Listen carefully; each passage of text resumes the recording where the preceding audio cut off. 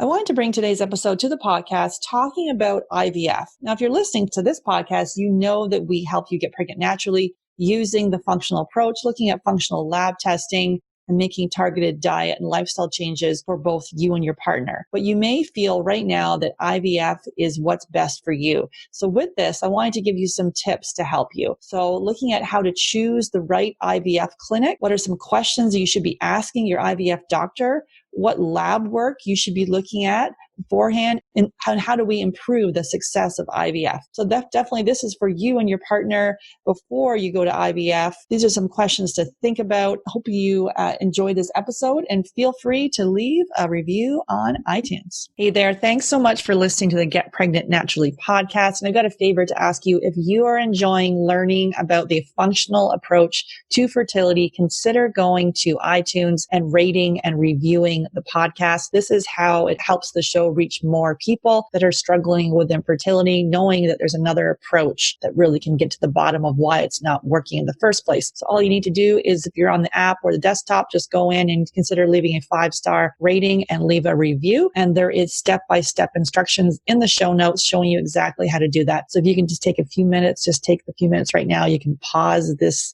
recording, come back, leave the review. It would really mean the world to me and help others that are on the fertility journey as well. Take care. Hey there. I regularly speak with 5 to 10 couples per week who are struggling to have their baby. And although we want to help everyone, we only have 2 spots available per month to work with us. So the Supercharge Your Fertility Discovery call is for action takers, and really people who are ready to move forward so they can finally have their baby. And if you're not ready and you wait, the risk is you'll need to wait 2 to 3 months for a spot to open up. So if you're seriously considering working with us, go to FabFertile, FABfertile.com, and click on book a free call. Then you'll be all booked in and ready to spend 30 minutes to give you the action plan to getting pregnant naturally. That's FabFertile, FABfertile.com, and click on book a free call. One theme that keeps coming up with the couples in our FabFertile couples coaching program is sleep. Whether it's insomnia, having a hard time falling asleep, waking up at night, or feeling tired when we wake up, sleep is critical for fertility and hormones. And that's why I'm so excited to have Blue Blocks as our podcast sponsor. So we're exposed to blue and green light from our phones, our tablets, our computers, indoor lights, and more. And this exposure impacts our melatonin production. And melatonin is essential for both female and male fertility. It helps determine the frequency and duration of our cycle and impacts sperm. There's lots of blue light blocking glasses on the market, but the ones from Blue Blocks, they've actually compared other popular brands, and Blue Blocks block 100% of blue and green light, while other brands fall short. So I have their sleep glasses. They have red lenses, and the ones I have are a little translucent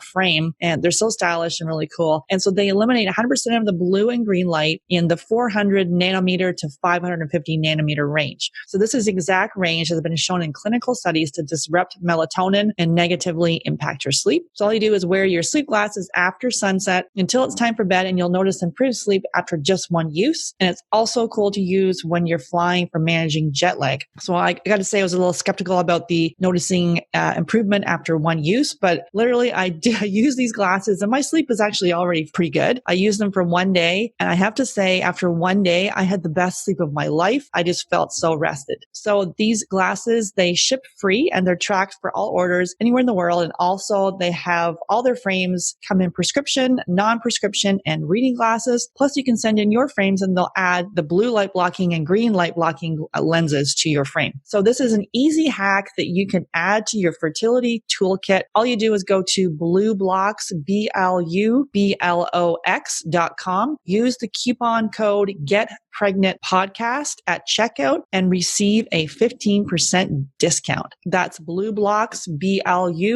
BLUBLOX.com, and use the coupon code GetPregnantPodcast to receive your 15% discount. I didn't need to go to donor eggs. Obviously, I don't regret it. I have beautiful children. I could have done things differently, restored. I was still cycling back in my 20s. I could have looked at my health, the environmental toxins, the stress I was under. Many women are being told their eggs are too old. That's often merely an assumption that's not based on actual evidence. The reason being that there is no direct test of egg quality. You can't test egg quality. It's the man who's got a food sensitivity or he has a zinc deficiency. Like there can be a root cause to these symptoms that are, quote unquote, period problems, that the doctor will pass you a pill without any question of why. And some part of you knows that if you can reframe your journey from not want to struggle, or if it is struggle, learn how to embrace the struggle. Learn how to embrace it. Most conditions in the child occur during the 9 months of development. It's the genetic switches are turned on or turned off, and they're pre-programmed. So you are in such a powerful, amazing position to do amazing things for your kids. Why is IVF the first step? Because we believe it should be the last step.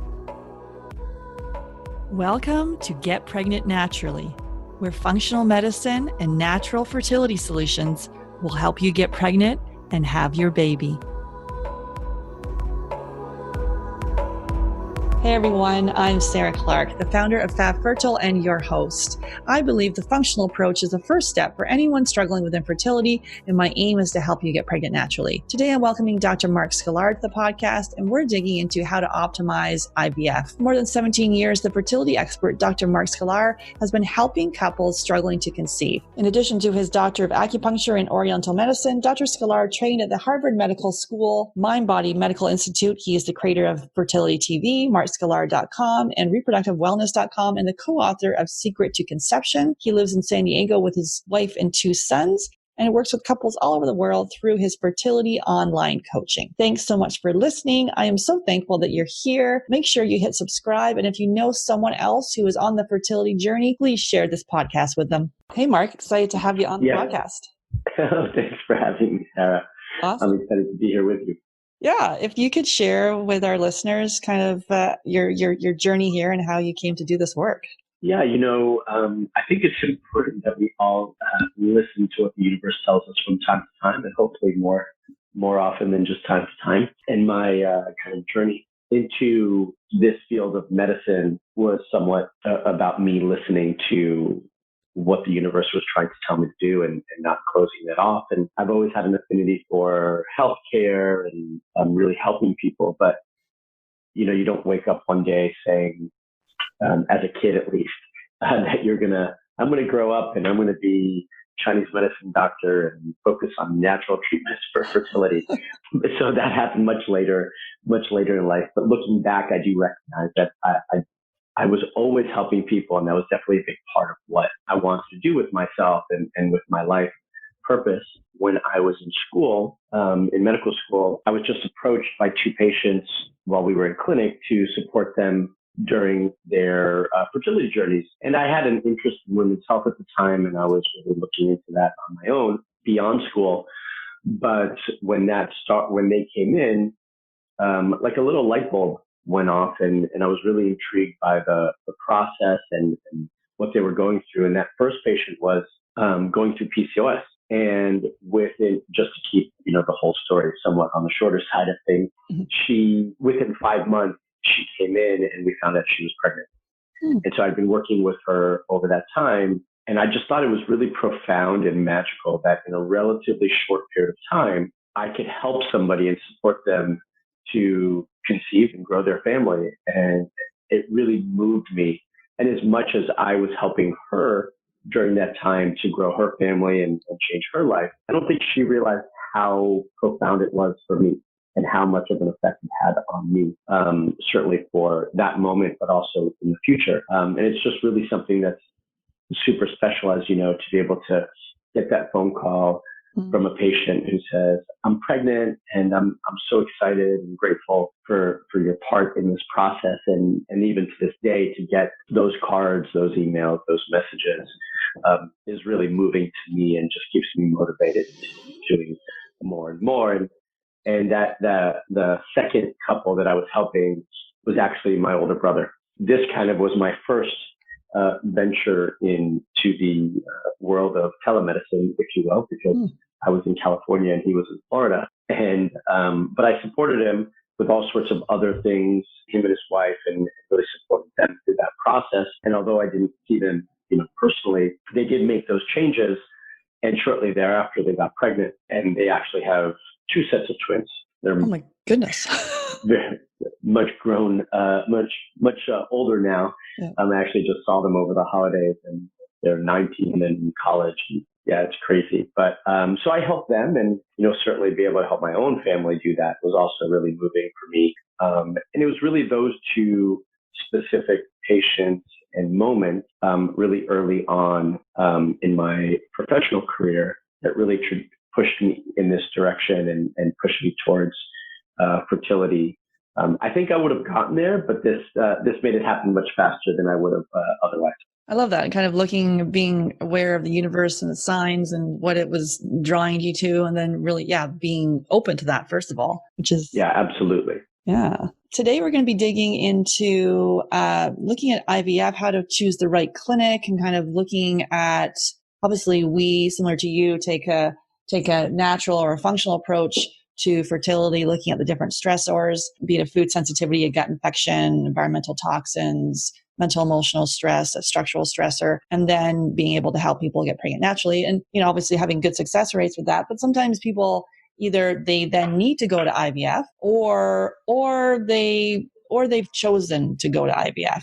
It may just feel right for them, because the functional approach and natural approach, if you don't think it's going to work, you're probably right, because you have to do the work to actually make it happen. Yeah, so we want to talk about if you are selecting IVF, or you have tried the functional approach and not the / natural approach. How do we actually choose the right IVF clinic? I think there's stats back in 1985, there was 44 clinics. Now there's in the States, and now there's over 440. So there is a lot of selection. It can be completely overwhelming to know how do you choose the right clinic. Can you share with us what to look for there? Yeah, it's a great question. It's also, I think, it's a difficult process for patients. I talk to them all the time about this, and I don't think that there's one size fits all, so to speak, when it comes to selecting an IVF clinic. I think we do have to be picky and particular, and ask a lot of questions when it comes to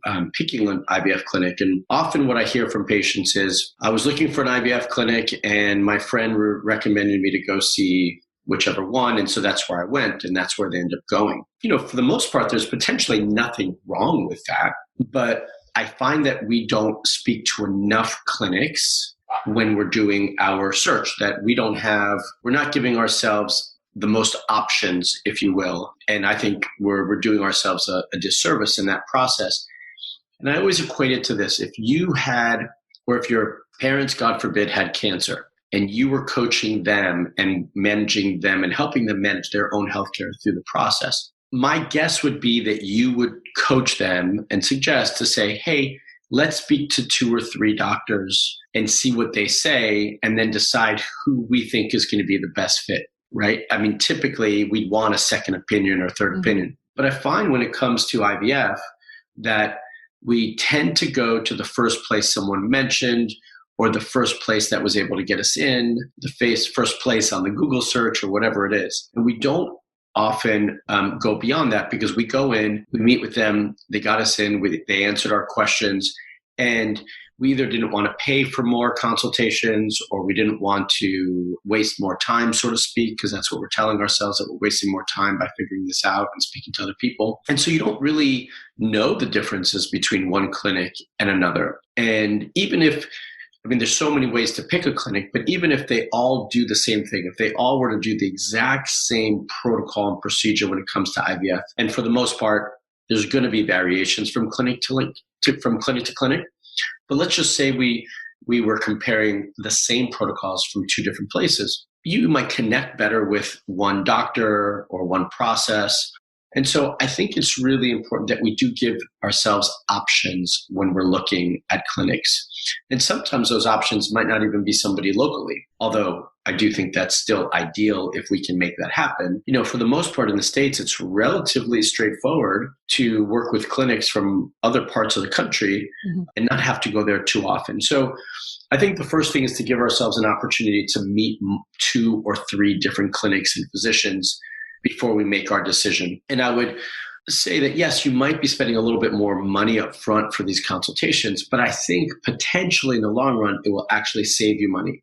It might save you money on, spending an extra, whatever it is, $200-$300 on a consultation now might save you thousands of dollars in the future if you chose the right clinic that was going to be best suited for you, because you might minimize the amount of cycles you have to go through. So that's thousands and thousands of dollars. I'd also say that it might feel like you're wasting time by going to multiple clinics, especially if, they're months out for scheduling. If you can afford the time, and I know some of us can't, again, I do think it's worthwhile because, again, it might save you time in the long run. If you don't have to do multiple cycles and you just have to do one to be successful, that saves you months and months of treatment at a specific clinic.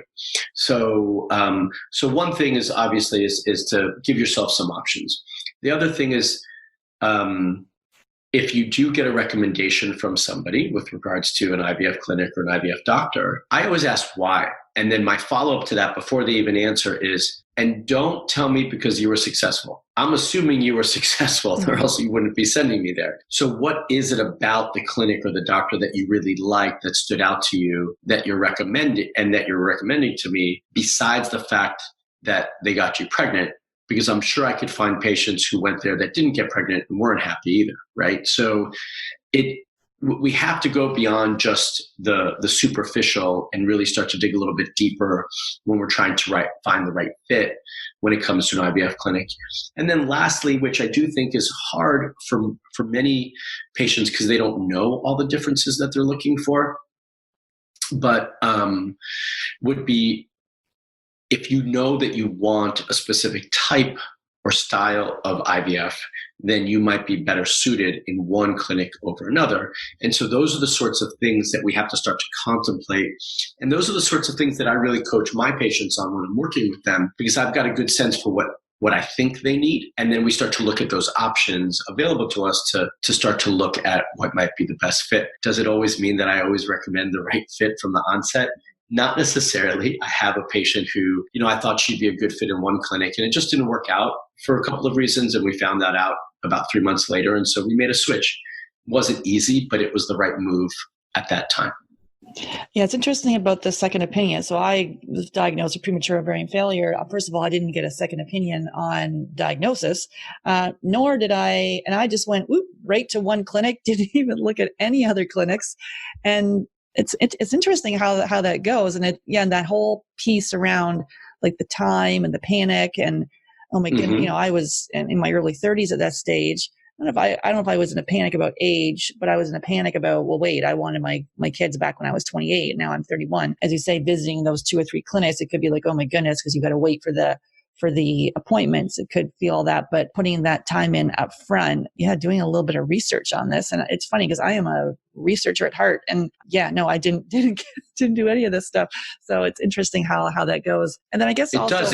It's also, sorry, I don't mean to interrupt, but I hear that from a lot of patients. I'm a researcher and so on, but it's such an emotional process that some of our logical brain goes out the window when we're making those decisions, right? Like I would normally research, but I wanted this baby 3 years ago, right? Mm-hmm. It's that same sort of thing. And I had a couple I spoke to yesterday who they're, I think, 31 and 32 respectively. And they were trying to decide about moving forward with IUI and IVF. Over the conversation, we realized that, they don't even know why they're having these issues and no one's been able to figure things out.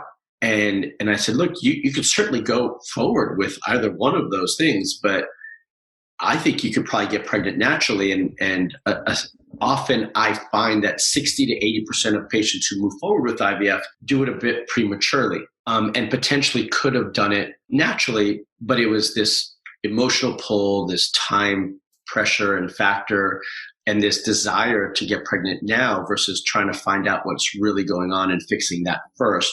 And so I just told them, look, I think if you gave yourself 6 months, your odds of success with IVF wouldn't change negatively in any way, and hopefully would really just improve by figuring out what's going on first before you went forward with that if you needed it, right? So it's just a different perspective because they've been told all these fearful things up until this point, like, no, you have to do it. Time is running out. It's important you move forward now. And so, sometimes I think we just need that other perspective to just ground us a little bit as we're making these decisions. Absolutely. And we're seeing the same thing. That's my thing is, IVF is the last step, but it has to, if you're feeling right now that, you're ready, then you're ready. But then also if you have but again, with the functional thing, you have to be able to, willing to look at that. Also to look at, I guess the CDC has got a federal database that will kind of rate the different clinics. So you can kind of look at stats if you're going to get into the stat side of things. Another thing I think to think about can be, well, if the clinic's too busy to answer your questions now, how are they going to be when you're a patient? If you go in there with a list of questions and you feel dismissed or you feel like a number, which I hear that a lot from people, and you probably do as well, then maybe is that the right fit? How is it going to be when you've got a lot of burning questions? Yeah, that happens all the time. And it's why I really encourage patients to be their own advocate in this process and not be concerned that you're bothering them or you've called them too much or whatever it might be.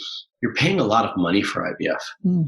They need to be attentive to your needs. And if they're not, you need to make them aware that they need to pay attention to your needs. They might think you're a nuisance or a bother, but the reality is you deserve to get your questions answered. And I have no problem, really encouraging patients to make sure you get those answers when you need them in the time frame you need them, because they often don't call you back for, let's say, days or email you back for days. And you needed the answer at that moment because that was going to determine a decision, a big decision for you about moving forward or not, or how do you handle a situation. So it's really important to stay on top of them with that. But you're right. We often feel like a number at these IVF clinics. And so that's part of the decision making when we're trying to find the right clinic for us is it a smaller clinic or a bigger clinic? Each one has their advantages. Am I going to be seeing the doctor every time I go in for my ultrasounds and having my doctor's feedback at that moment?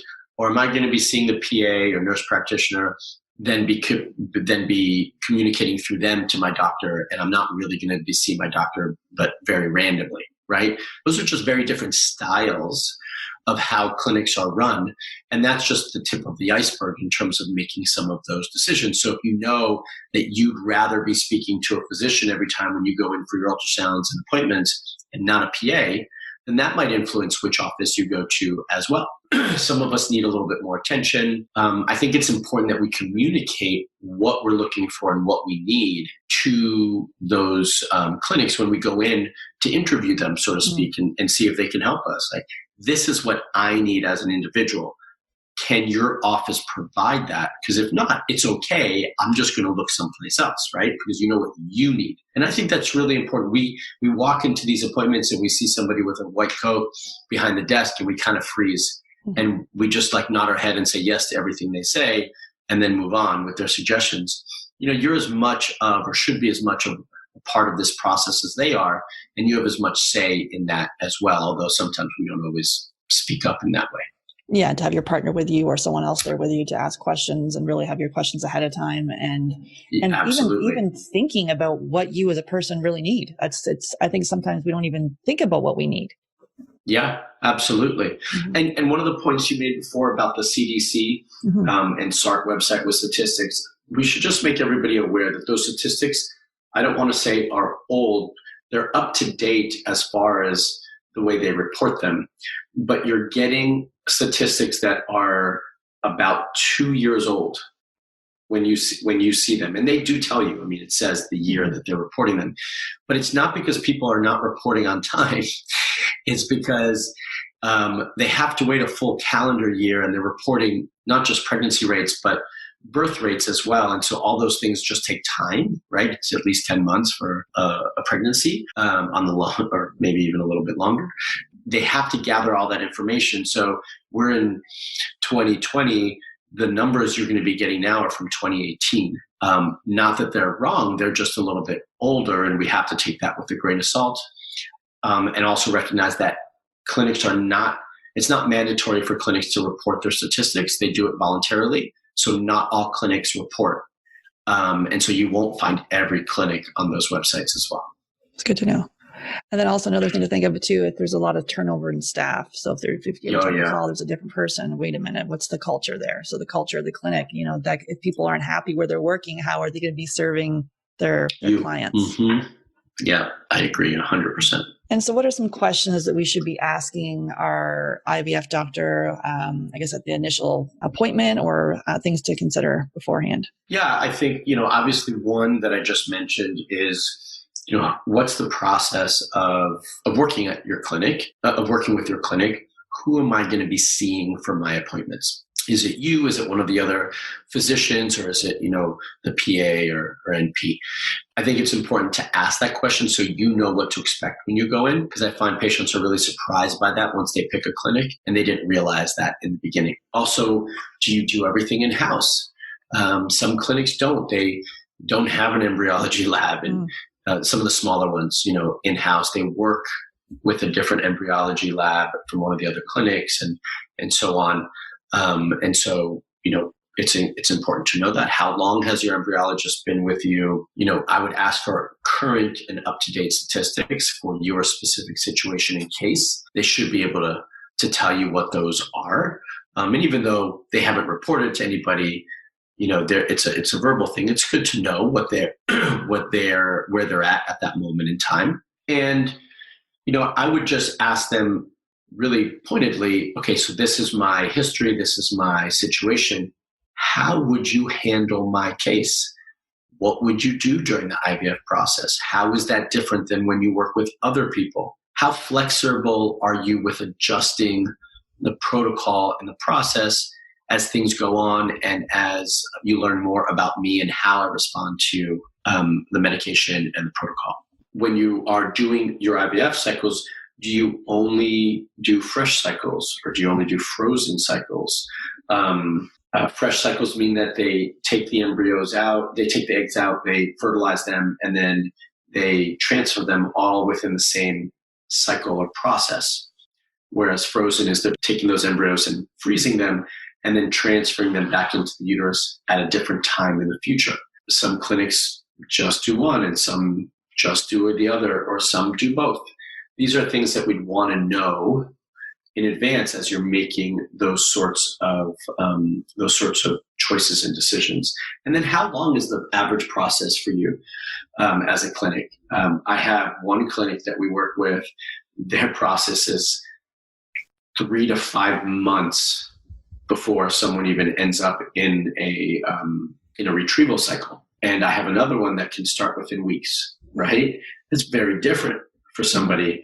If time is really important to you and you go in thinking that, yeah, I heard this just takes about 4 weeks or even 6 weeks, and now they give you your protocol and there's a long priming piece to it where it's months in the making, that's not what you expected, or at least you didn't know about that.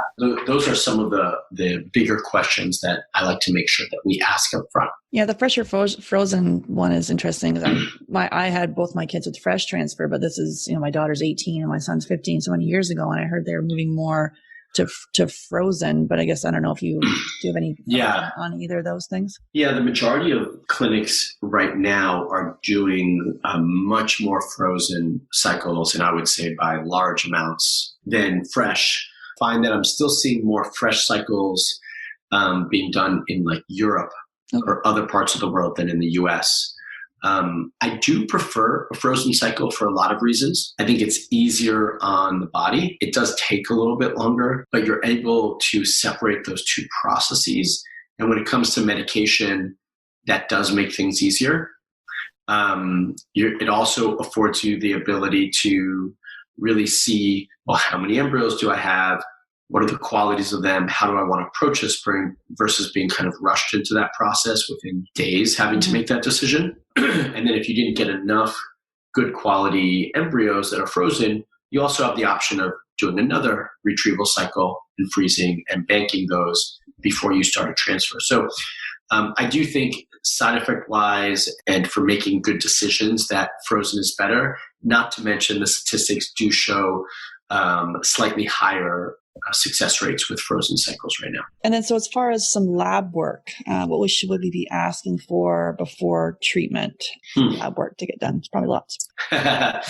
Well, if you go into an IVF clinic, you should expect that they're actually going to do just the minimal amount of lab work necessary for them to determine if you're a good candidate for IVF and what protocol they need to use. And for that, they really do not need a lot of labs tested and hormones to be looked at. If you're really wanting to get a better understanding for what's going on and how your body's going to respond, and really hopefully get to the root cause of what's going on, then in my mind, I prefer a lot more lab work than what I usually get from patients. Yeah.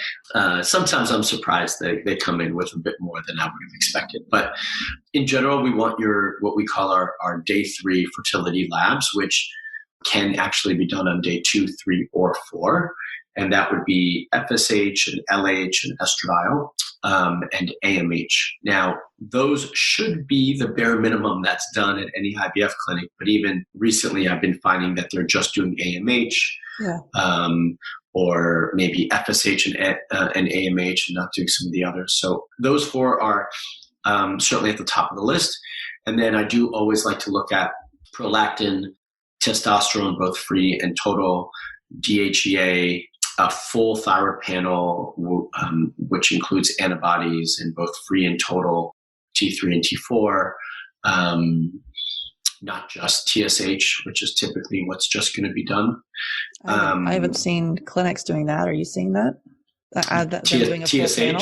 Them doing a full panel of the antibodies? No. Yeah, that's that's what we asked for, but I'm like, they're not going to do it. No. Yeah, no, they're not. And that's what I mean. Like, you're really at a fertility clinic, you're going to get probably at best those 4. Yeah, the AMH, FSH, yeah. Yeah, and your virals, to see if you've got any STDs or hepatitis or anything like that. And that's pretty much where they're going to stop. I prefer that patients have a much broader array of labs. In addition to that, a full CBC. I want to look at iron levels, homocysteine. I will, depending on your history, I might want an adrenal profile done, a more extensive hormone panel that I like to do is a Dutch test.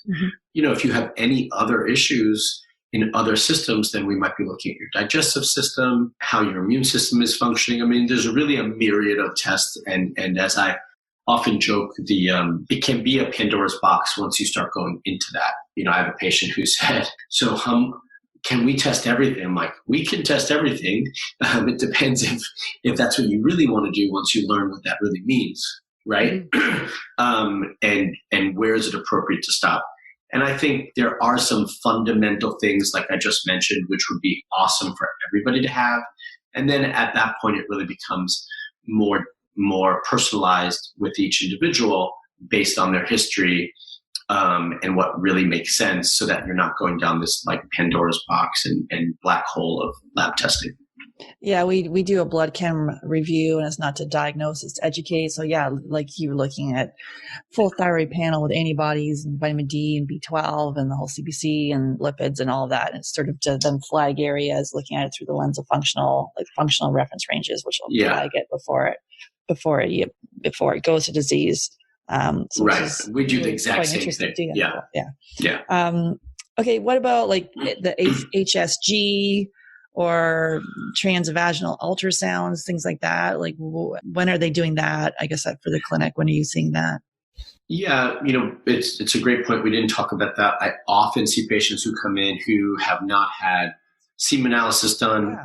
And I would say that's over 60% of couples will come in saying, yeah, we just haven't gotten around to it, or we didn't think it was important. And to me, that's essential for making some of these decisions. And I'd say, just because you've been talking about these functional ranges and lab testing that we do, I look at semen analysis very much in the same way in these functional ranges. The results, not to go off on a huge tangent here, but the semen analysis results have what's become normal have changed dramatically over the last 20 and 30 years. And what used to be normal used to be 80 to 100 million just on count alone. And now, as of 2 years ago, it's 15 million. That's a huge change, right? And so I do think some of these numbers have shifted because that's all that's necessary for IUI and IVF. But I think we need to look at that a little bit differently as well and say, well, can I get pregnant naturally with these numbers, not just with IVF? And these clinics are just looking at what you need for IVF as well. Yeah. HSGs are necessary. And I would like to think that was done before you ever got to a fertility clinic. Mm-hmm. And then once you start getting into sonohistograms and really looking more inside the cavity with more detail, that's for the most part, unless they saw some abnormality in the uterus at your OB's office, for the most part, that should be happening at the IVF clinic. Oftentimes I recommend, if we're doing frozen cycles, I often recommend waiting to do some of those and certainly any procedures till after you're done with retrieval, because the hormones, if there are things that might grow or develop in there, the hormones that you're given during the stim cycle can absolutely impact that and cause more growth. So you'd rather kind of let that do its thing and then clean that out afterwards and do it all at one time. There is a relatively new test that I like to recommend for patients as well, which is called an ERA test.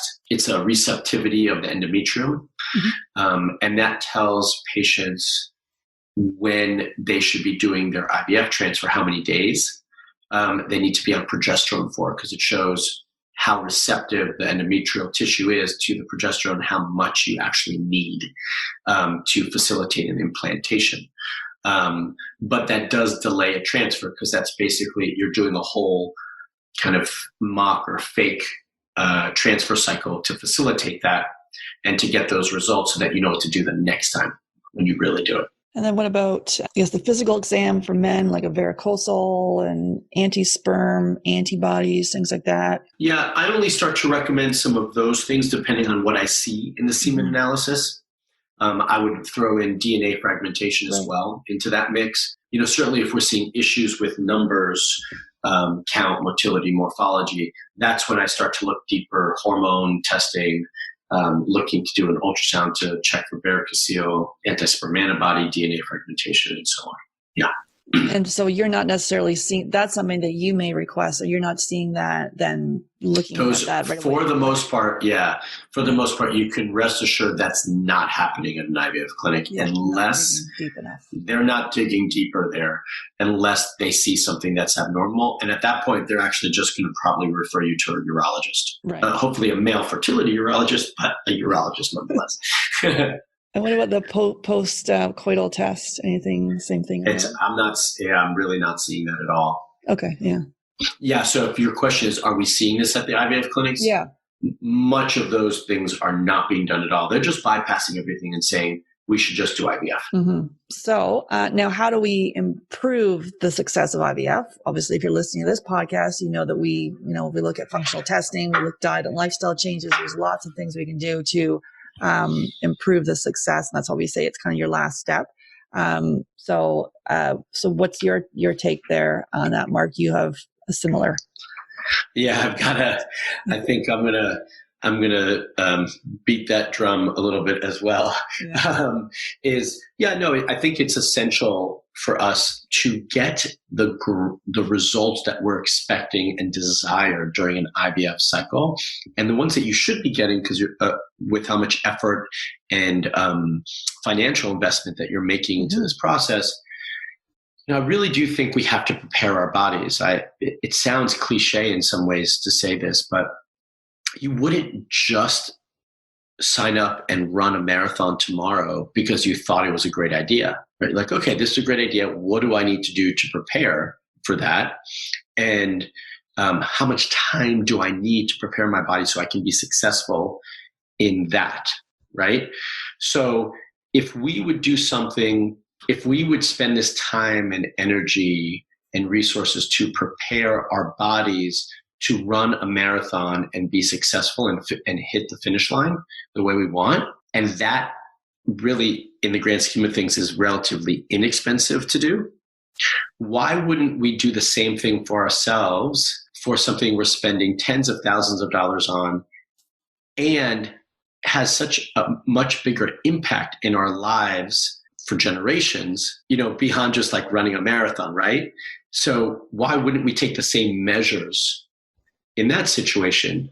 Okay, we know that we might have to do IVF, or we want to be proactive in our approach and know that, hey, this is a possibility down the road because we're having some struggles with our reproductive organs or our fertility process. Why wouldn't we then say, okay, what do I need to do to prepare myself so that I can be successful if I have to go that route? And that takes time, just like anything else. And we have to give our bodies the space and time to do that and be successful there. And so that's where we come in with a good understanding of digging deeper with like the labs we just talked about, and even going beyond that, if we need to for some of you. And then based off of that, creating a plan that is based off of those results, and then giving you the time to facilitate that and see those results is really what's ideal. And that does require dietary changes and lifestyle changes and exercise. And, I was speaking to someone yesterday, and it was about sleep. We have to make sure we are getting enough sleep and good quality sleep to be successful. So those are just some of the examples. Am I going to incorporate acupuncture? Am I going to take herbs or supplements? What else am I going to do to prepare my body? And that's really the magic sauce, if you will, of creating that plan. But we have to give ourselves that space and that time in which to be successful with it, and not just expect that to happen, very, very quickly. Yeah. I should add to that and say, when I was speaking to one of these couples yesterday, to one of you, and I said, so how long have you been trying? They said 1.5 years. And I said, well, what have you done during that 1.5 years? And they said, just try. Right? Just the old-fashioned way. Mm-hmm. There's nothing wrong with that. But I would encourage all of you that if you hit the 6-month mark, or if you just feel in your gut that something's just not right, and you're just having some struggles, be proactive sooner. Use that time to your advantage now versus waiting until later to go into the OB's office, and then you feel like the pressure is building up, and that you can't or don't want to put in the time and energy to make those necessary changes because you just want to move forward with IVF because you want that baby now, right? So try to be a little bit more proactive with that, because even though that couple was trying for 1.5 years, they weren't doing much to change the situation. And so I really encourage you all to kind of be a little bit more proactive with that. Yeah, I agree. Other health issues. I don't think I've had anyone come in and it's just infertility. There's other health issues, and we get like myopically focused on the diagnosis. And there's these other little things that you're like, oh, I'm having this. It may be common, but it's not normal. So the little niggling things that you have, and either it's a health issue or it's a mental health issue. There's something to dig into, and it might be the fact that maybe you're just so super stressed at your job or in your relationship, whatever it may be, but to dig into those pieces ahead of time, like you're saying. And so some do's and don'ts of a successful transfer. What are you seeing? Do's and don'ts. Once you are in the process, you've got the protocol, and you trust the doctor and what they're doing. I think one of the big do's is trust them. I mean, unless you are getting all these big red flags all of a sudden and something's just not going right. I'm not saying that doesn't mean you don't question them or that you don't, that you're not an advocate for yourself. But I do think it's important that we trust them and the process to follow through. Right? Because often I find that patients are just second guessing everything. Yeah. Did I make the right choice? Is this the right protocol? If you're be all in with that process, you'll have time to kind of question and second guess things afterwards if that's necessary. But also on the do side of things is also please be an advocate for yourself. Speak up, ask questions. Fertility coordinator that you're working with that's assigned to that specific physician that you're working with has a bunch of other patients. And they just kind of get bogged down sometimes and miss your call or forgot to email you back or whatever it is. And so you just have to stay in top of mind with them. The don'ts is don't change anything once you're in an IVF cycle. Mm-hmm. Now is not the time to start adding all sorts of new supplements and new routines and regimens and change your sleeping pattern or exercise habit. Like that should have been done before. Now's the time to just follow through with what you're doing. And on the do side of things, I would say like make sure you've got a support team with you. That might include your fertility doctor. It might not. I'm always part of my patients' fertility support team to be there with them. I encourage them. If you have questions, call me, email me. I want to get you answers because you need those in a timely manner to make the necessary decisions on things. And so, do have a support team. I do think it's important that your support team is not just your husband or partner. That can be very stressful for everybody and be difficult to manage. So I would encourage you to really make sure that you have more than just your husband as part of that team. So that way, you have other people. And I do hear from patients that really they don't want to talk about it that much, and they don't want to be with always talking about it, and they don't want their friends to know. Look, I think you can find like one best friend or one sibling that you can rely on to talk to be there for you. And you can set parameters to that as well so that, they're not responding to you in ways that you're not comfortable with. But I do think having that support team is possible. There are also a lot of like group support systems that you can join. But on the don't list right now, I think is Dr. Google. I would say, now in the middle of a cycle is not the time to make Dr. Google your best friend or best resource. I would actually say turn it off. And maybe that's also the time to be a little bit less on social media, even though you might use some of that as support. I think finding that balance is going to be important for all of us. It's a little bit different in terms of what we need. But for me, like personally, that would be the time where like I tune off of social media because that's not going to be my best friend at that time. But for others, it would be more valuable. Absolutely. I like if you're doing this to really trust the process. You've done your research, you've picked the right clinic, and now, to know that potentially self-doubt could be there, but to trust the people that you put in charge, then also being your own advocate. And then I think it is with the support team, asking for what you need. Sometimes we don't really know what we want people to do. So actually think about what it is that you need. And like you're talking about, now is not the time for us to do a bunch of functional tests and supplements and change your diet. That doesn't make sense to me. If you're selecting IVF, our recommendation is to really dig into the whole mindset piece of it. Like you visualizing this whole thing working. And we have the same thing with Dr. Google to, like it's fine. I love researching. I love learning, probably the same as you. But it's like if you find yourself on there for hours and you leave and you're just completely full of self-doubt and you don't even know which way to turn, that's probably not the best option. So putting boundaries around social media and maybe removing some of the apps from your phone. Yeah. Deleting Instagram. Absolutely. I did forget that piece. So I'm glad you brought it up, that whole mindset piece and belief in yourself and your body. That's a huge do during this time, right? Is to really harness that approach and that side of things. Awesome.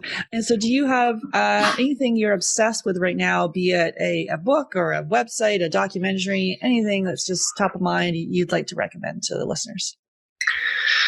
Really the thing that I've been obsessed with right now has nothing to do with with any of those things. It's about actually detaching and spending more time with yourself and your partner. That's my biggest resource and recommendation for everybody. That time with our partner and loved one right now shouldn't be about talking about IVF at every opportunity. It should be about being with each other. We don't spend enough time with one another, just kind of enjoying each other's company and being, especially during this process. And everything tends to be more about IVF and, when do we have to have sex, and you didn't make it home on time, and those sorts of things. Like, I think it's really important that we detach, take some time, a technology break, 1 or 2 times a week, and just be with each other in a different space, in a different way, and just enjoying each other's company, and reconnecting as partners, and as lovers, because I see it all too often that that's not happening. Not so much a book or website, but more on the other side of things. That, and yeah, I see that as well. Sort of it's become love making is put to the side, baby making is number one, and then forgetting even kind of what drew you guys together. And if it's, as maybe a date night, or even just actually like touching each other, and maybe it's a massage, or because it's all this like pressure and pressure and timelines and worry. So get back to using it to rekindling the love you have for one another. Yeah, absolutely. And is there a success story you'd like to share? I'm sure you have lots. Anything that kind of comes to mind, maybe around this topic, perhaps? Yeah, the one that comes to mind right now is one that just recently, was a success. And I have a 42-year-old who just had her birthday, and also just found out that she had a successful cycle. And she, her case is somewhat unique in the sense that she was really sensitive to all sorts of medications, and was having a lot of side effects. And so she had done several cycles prior. I think it was 3 or 4 prior to this successful one. But all of those had a lot of complications. One of them did end up in a pregnancy, but she miscarried very early. And then the other, she had so many side effects from the medications that she had to really be a big advocate for herself, and really sit down with the physician and with my guidance come up with a plan for how we were going to approach this moving forward, because of all of the sensitivities she had and everything she was experiencing. Her doctor was open to it. He was a little frustrated at times, and was not sure why she was having so much sensitivities to things. But, to his credit, he stepped up and he made those changes, and she was a huge proponent for herself to make those changes. And we really worked as a team to make it all happen. She just got her positive pregnancy test, and her numbers are looking awesome. And she's 42. So it's possible, even if things are difficult, even if things are complicated, it can certainly happen. You just have to really be an advocate for yourself and have a good team around you to support you through that process to make the right decisions, and to be there for you. So it worked out for her. And I really do think it was because of her knowing her body so well and what she needed, and having the right team around her. So I want all of you to know that it's possible, regardless of age, and certainly in your 40s, that you can make this happen for yourself. Wonderful. Now you have a free download for the listeners. It's called IVF Code. You can get that at marcsklar.com/IVF code. And what can they expect there? It's a guide that I put together to give you some resources of like questions to ask and how to start to think about the differences of IVF and picking clinics. A lot of going into a little bit more detail than we did today on a lot of the same questions that we discussed, and just diving a little bit deeper in that resource. So you'll have that available for yourself as well. Awesome. So go to marcsklar.com/IVF code. And thanks so much for coming on the podcast, Marc. That was really informative. And thanks for all the work that you are doing to help couples. Well, I appreciate you, Sarah. Thanks so much for having me on, and for all the hard work you're doing with this podcast to share information like this with everybody in the world. So thank you. Awesome. Melatonin is important for female fertility. It helps regulate hormones and maintain the body's circadian rhythms. Plus, it helps determine the frequency and duration of the menstrual cycle. Plus, it impacts sperm count and motility. Blue and green light negatively impact our melatonin production. That's why we recommend Blue Blocks, blue and green light sleep glasses to all our one-to-one clients. Simply go to blueblocks.com and use the coupon code GetPregnantPodcast at checkout to receive your 15% discount. That's BlueBlocks, BlueBlocks.com, and use the coupon code GetPregnantPodcast. Hey there, I regularly speak with 5 to 10 couples per week who are struggling to have their baby. And although we want to help everyone, we only have 2 spots available per month to work with us. So the Supercharge Your Fertility Discovery Call is for action takers, really people who are ready to move forward so they can finally have their baby. And if you're not ready and you wait, the risk is you'll need to wait 2 to 3 months for a spot to open up. So if you're seriously considering working with us, go to FabFertile, FabFertile.com and click on Book a Free Call. Then you'll be all booked in and ready to spend 30 minutes to give you the action plan to getting pregnant naturally. That's FabFertile, FabFertile.com, and click on Book a Free Call. I'm excited to offer you a special gift. If you are a U.S. resident, text FERTILE, FERTILE, to 55444. You'll be prompted to enter your email address and you will receive our fertility yoga download. In this 20-minute intro video, we focus on a calming and peaceful practice to connect back to our heart. These simple yoga poses can help quiet negative thoughts and make you feel more in control. Download it now and get started today. For U.S. residents, text FERTILE, FERTILE, to 55444. For non-U.S. residents, go to Yoga Freebie, FREEBIE, to access your special gift. That's yogafreebie.com to access the free fertility yoga download.